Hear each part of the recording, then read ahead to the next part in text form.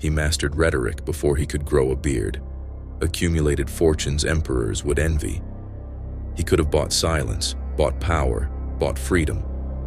And still, in the end, he opened his veins, not as a martyr, not as a victim, but as a man who had stripped everything, even fear, even hope, even the illusion of control. He did not escape death, he confronted it.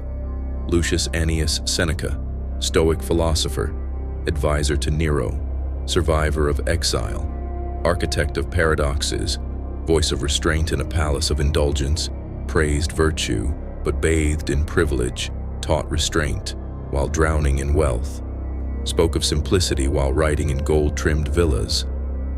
His personal fortune was staggering, estimated at 300 million sesterces, the Roman currency of the time. Vast estates, multiple villas, thousands of slaves.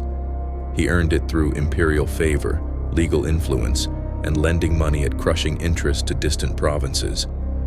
He was not just a philosopher. He was a financial force in the Roman world. To some, a hypocrite. To others, proof that power cannot silence the inner storm. He knew the cost of influence. He knew that the closer you sit to power, the more it demands your soul. But he also knew, sometimes to write with truth, one must stand inside the fire. And still, Seneca walked into the fire with his eyes open. He served a tyrant who murdered his own mother. He wrote letters on temperance while watching Nero burn cities. He remained in court while others vanished. He watched excess rot the empire from the inside. Power corrupted the unprepared. Fear consumed the powerful. But Seneca knew something we often forget. You cannot always choose your position, but you can always choose your posture. He played the game, not out of ambition, out of duty, or survival. Maybe both, maybe neither. Some say he was calculating. Some say he was trapped. He said little about it. Let history interpret the silence. He stayed because he believed words could still shape a monster. Because maybe even monsters could be tamed. He had compromised and wore that silence like a second skin. Then came the conspiracy, a plot to kill the emperor.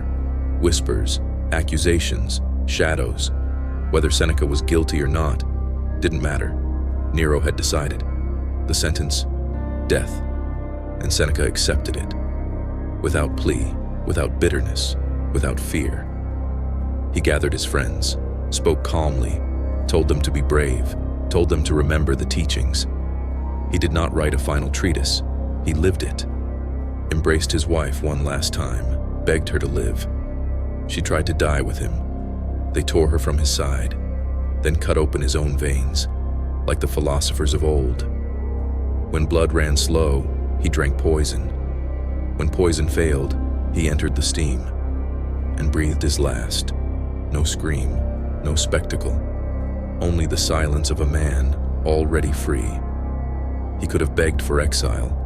He had the fortune, the connections, the history, but chose clarity instead. He had everything to negotiate for life, but he chose to die with clarity, protecting the philosophy he taught and reclaiming the integrity he had once betrayed. Seneca lived with contradiction, but he died with coherence. In that final moment, everything aligned. Words and actions, wealth and wisdom, fear and freedom, life and death. He left behind essays, letters, tragedies, but more than that, he left a posture, stillness in the face of fire, unshaken even as the blade drew near. One that says, if the blade comes, meet it standing still. Because a man who trains the mind will not tremble when the hour comes. Because what matters is not how long you live, but how clearly you face your end. His writings remain, not as sermons, but as survival codes for those walking through fire.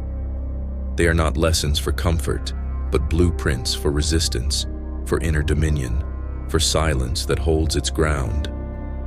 It is not that we have a short time to live, but that we waste much of it. He did not waste his end.